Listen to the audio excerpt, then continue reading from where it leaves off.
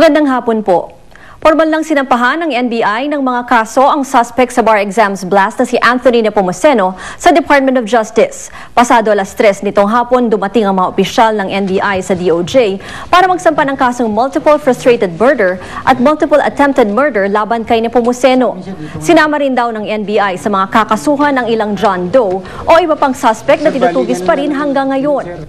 Nanumpa ang dalawang testigo sa tanggapan ni Senior State Prosecutor Philip Kimpo. Nanindigan ng NBI na malakas ang kanilang kaso laban kay Nepomuceno. Sa ngayon, anggulong frat war pa rin daw ang isa sa mga malakas na anggulong kanilang tinitingnan. Pero tinitingnan pa rin daw nila ang iba pang anggulo. Hindi lang daw kasi nila tinitingnan bilang miyembro ng isang fraternity si Nepomuceno, kundi bilang isa ring individual.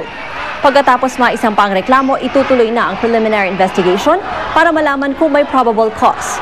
Mariing tinanggi ng suspect na may kinalaman siya sa naturang pagsabog. Mula sa Tahanan ng Katotohanan, ako po si Ruth Cabal.